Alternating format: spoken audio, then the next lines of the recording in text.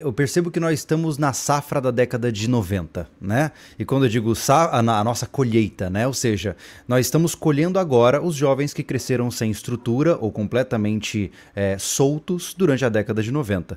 Inclusive, até mesmo aqueles que tiveram a sorte de nascerem em famílias estruturadas foram contaminados pela desestruturação cultural e social que só foi se intensificando a partir da década de 90, né? E agora, lentamente, a colheita dos anos 2000 também começa a chegar, né? E nós encontramos jovens ainda mais preocupados, porque esses jovens eles sentem coisas que dizem para ele que é errado, ele pensa em coisas que dizem para ele que não é o certo, então ele fica num confronto constante em entender por que a natureza dele não parece se adequar ao mundo que é exigido lá fora. E então isso causa turbulência, causa problema na mente desse indivíduo, né? E naturalmente isso vai bagunçando a cabeça do cara e ele de repente cai em canais como os nossos e começa a olhar alguém que pode trazer algum tipo de visão para ele, né? Eu nunca penso no meu papel como um conselheiro ou como um guru, nem de perto, mas Sim. Eu me vejo como um amigo que vem com o objetivo de falar assim, olha, isso é o que eu tô te dizendo e o que eu penso, se servir para você, ótimo. E tem funcionado muito bem, né? Tanto que eu não meço as palavras para falar com os jovens. A maioria hoje da sociedade, como eu disse, fala no tom de mundo de veludo, né? Para não ofender, para não machucar. Se eu precisar dizer pro cara tomar vergonha na cara, ele vai tomar vergonha na cara ou não, mas eu vou dizer, né? A minha métrica é que eu prefiro que você fique bravo comigo pela minha sinceridade do que goste de mim pela minha falsidade, né? E, Júlio, você estava comentando um pouco sobre esse lance de você lidar com os problemas da rapaziada que chega com você nas suas lives, seja por chats Sim. ou contribuições com questões específicas. E eu queria saber um pouco da sua visão mais sobre esse papel daquilo que é homem. Porque quando o cara vem para você e pergunta algo sobre o que fazer, o que direcionar, dependendo se ele for homem ou mulher, você dá conselhos diferenciados para ele? Você tem tantos anos e é homem, deveria fazer isso, ou mulher, deveria fazer aquilo. Ou não, é mais assim, geral, é mais... Eu penso assim, ó, eu tenho muito medo de falar para mulheres, porque eu não sou uma mulher. E mulheres possuem formas de pensar diferentes, expectativas diferentes, visões e projetos de vida diferentes. Então, quando eu falo para homens, não é porque eu só quero falar para homens, mas porque eu tenho medo de chegar para uma mulher e falar para ela coisas que não se adequem à sua realidade, né? Agora, sendo homem e sendo um conhecedor de comportamento humano, eu ouso falar diretamente com homens, né? Então, mas independente, quando eu sou mais generalista, a minha visão é bem simples. Eu sempre foco no prático, sempre. O meu conselho é sempre prático. Então, por quê? Porque hoje, ainda mais com o mundo virtual em que nós vivemos, que ele é um mundo esquizofrenizado do mundo real, né?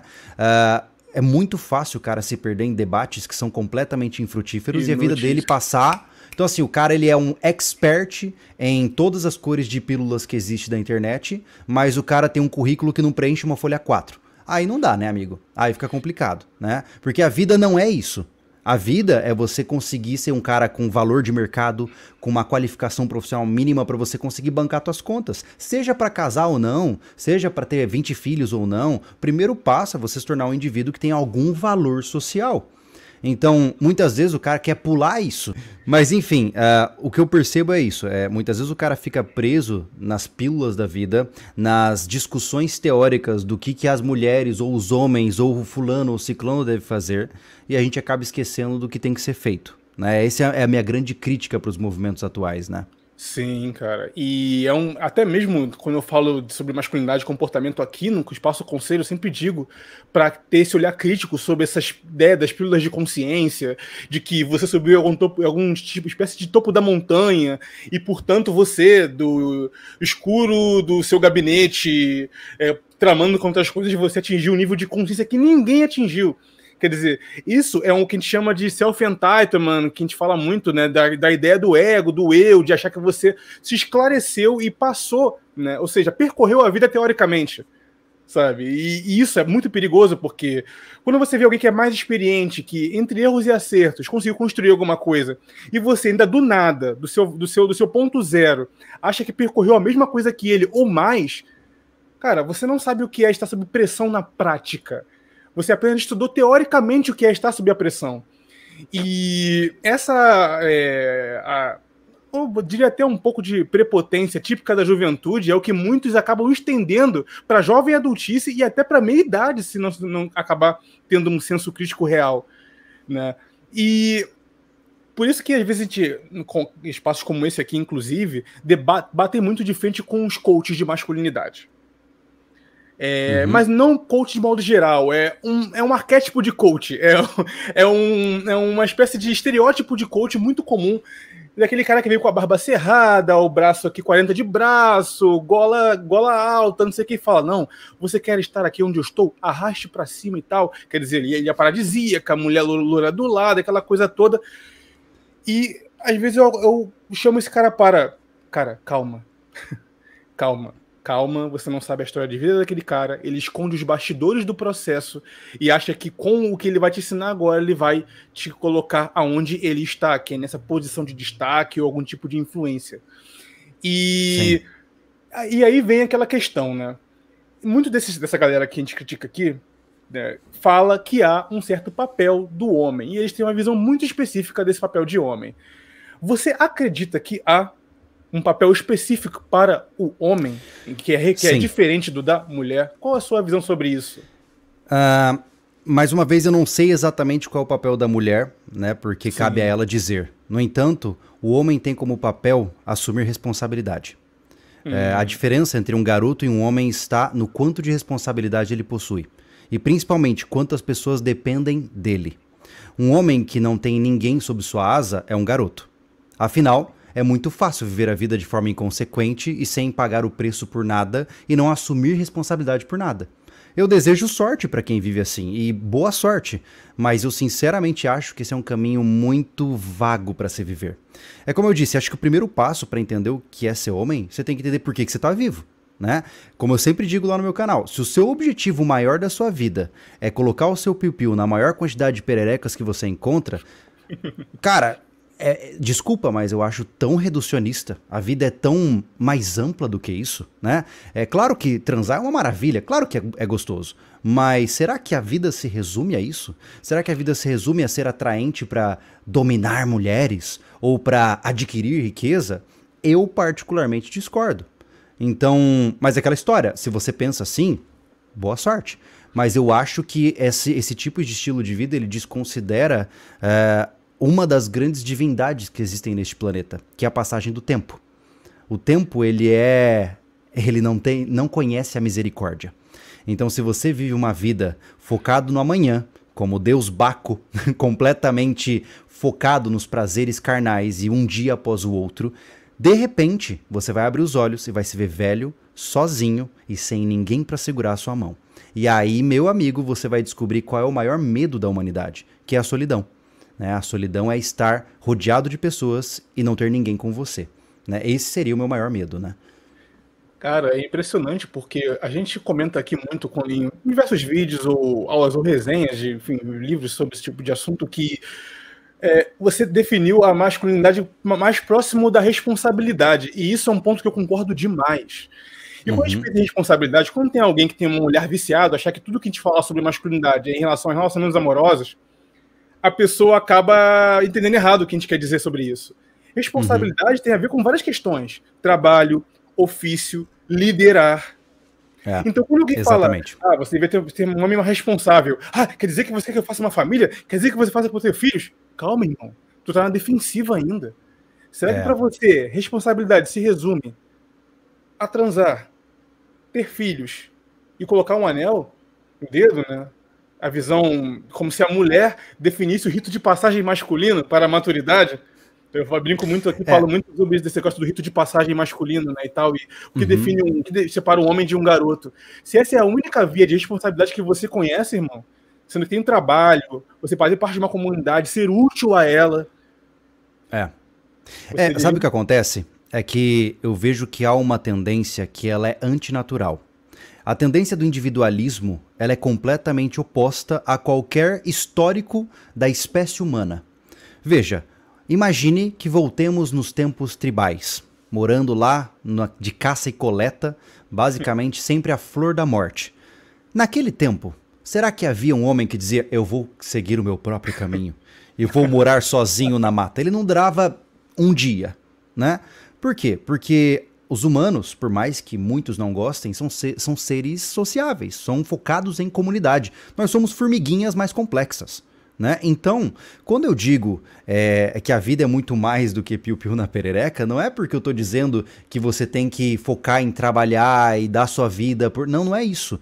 Mas entenda que nós precisamos ampliar a nossa participação neste mundo para algo além do individual. Temos que ir também para algo um pouco mais amplo. Pô, cara, o cara tem todas as soluções para acabar com os problemas do mundo, mas ele não tem coragem de dar bom dia pro caixa do mercado. Para, né? Para. Então, assim, vamos começar pelo básico. Se você de fato se sente como um homem responsável e que é dono de suas faculdades, o mínimo que você tem que desenvolver dentro de si é um pouco de civilidade. E civilidade é o quê? É trabalho comunitário, pô.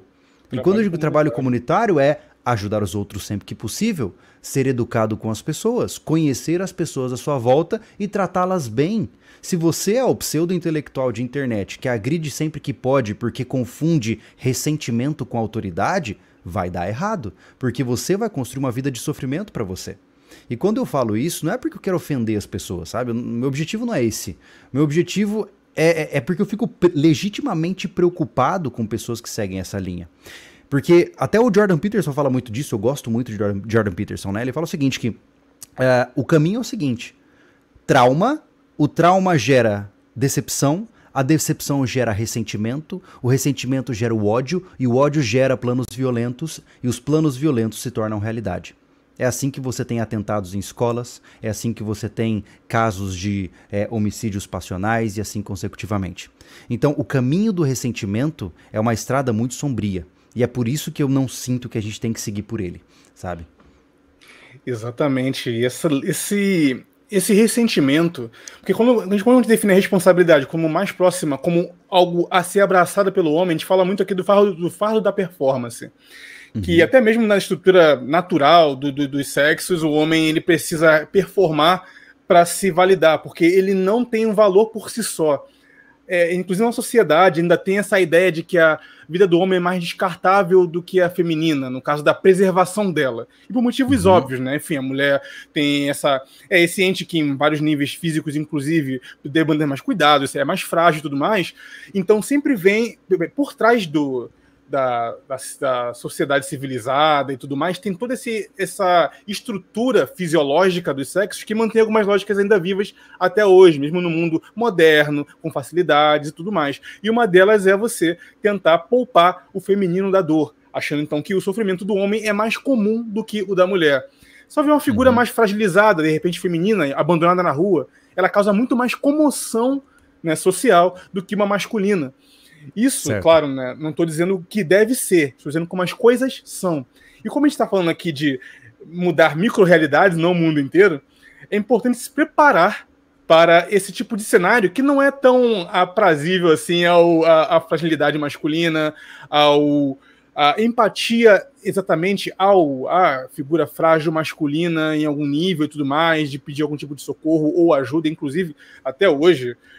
Não só coaches, mas de um lado de outro, feminino ou masculino, quando um cara demonstra uma fragilidade, a mulher já fica balançada no relacionamento. Por quê? Porque é criada a ideia de que ela tem o aval para ser frágil no relacionamento emocionalmente. O homem tem que ser um tipo de fortaleza. E daí entra no que você comentou um pouco sobre a responsabilidade de você. Quanto mais você assumir responsabilidade, mais você fortalece a sua resiliência quanto à ansiedade, né, e aflições que são típicos de pessoas que ainda não lidaram com outras. Quando você é um cara em cargo de liderança ou lida com outras pessoas, você está mais inabalável, você tem um calejamento emocional contra intempéries, tanto do clima quanto sociais, emocionais, imprevistos que vão acontecer.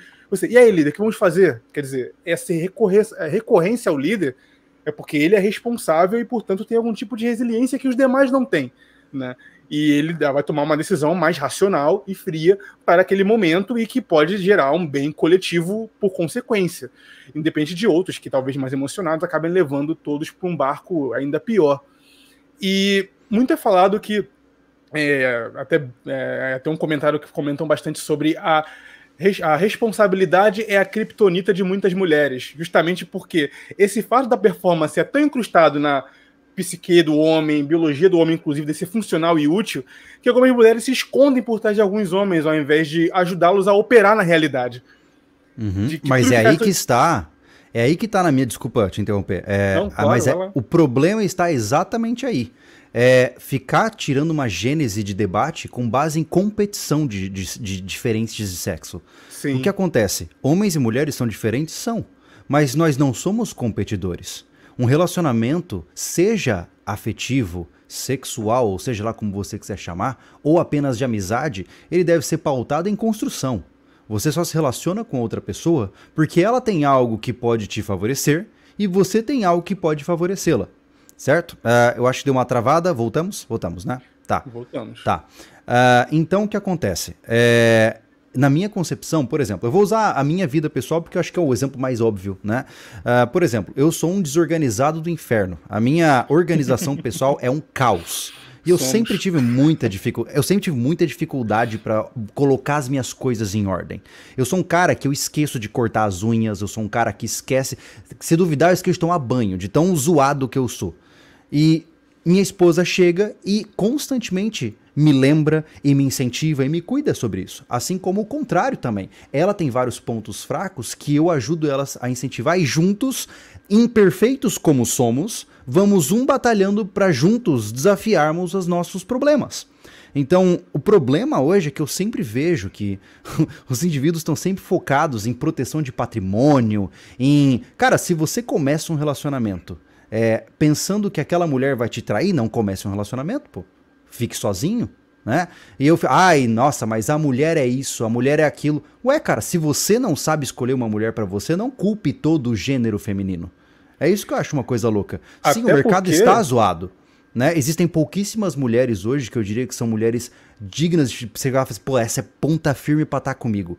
Mas Fechamento. É você quem tem que ter você quem tem que ter esse crivo, cara. Se você escolhe mal, é traído porque pegou uma mulher sem os mesmos valores que você, ou seja lá o que aconteceu no relacionamento que deu errado, a culpa é da mulher? A culpa é sua também. Ela não forçou você a ficar com ela. Você é que topou esse relacionamento. É a mesma coisa do cara que aceita o emprego porcaria e fica reclamando do emprego. Aí não dá, né, amigão? Então, assim, o problema é sempre jogar a responsabilidade pro outro, né? Eu sou perfeito, o outro é que tem os problemas. Aí não dá, né? Isso tem muito a ver com o que a gente comenta aqui sobre justamente essa honestidade intelectual, porque se nós nos entendemos como homens que estamos buscando um relacionamento melhor, significa que nós somos homens diferentes de boa parte daqueles que estão sendo governados pelo seu piu-piu, como você comentou aí, né? Então, a gente tem que, por honestidade, entender que do sexo oposto há também mulheres ou grupos de mulheres que estão dentro de uma lógica diferente de uma boa parte que não está apta para relacionamento. É uma questão de honestidade intelectual, ou seja, então quer dizer que só a ala masculina é que poderia gerar homens lúcidos e justos? Não faz sentido, né? Isso aí você vai acabar entrando no discurso da galera de lá, que fica dizendo que todos os homens são isso, homem é tudo igual, só muda de endereço. Existe aí tá no chat aqui, ou a gente fala, eu não sou esse endereço, eu sou diferente. Aí, duvido que você não é, porque eu tive um ex que, opa, calma aí, camarada, eu não sou teu ex. Você tá com a bússola quebrada. Só queria pontuar no final das contas, é que eu acho interessante a diferenciação que muitos fazem. Eu sou um indivíduo que eu sou casado e sou feliz, né? No entanto, isso não significa que casar é o único caminho. Assim como ficar solteiro também não é o único caminho. Na regra máxima é que cada louco com a sua loucura. Quando eu digo que você tem que encontrar o melhor caminho pra você, eu não tô falando que você tem que casar, ter 8 filhos, 2 labradores e é isso. Não, não é isso. Eu tô dizendo que você precisa encontrar um caminho que te faça feliz. A minha preocupação, na maioria dos discursos, que inclusive eu vejo no chat ali muitas vezes, é essa pitada de ressentimento que você lê.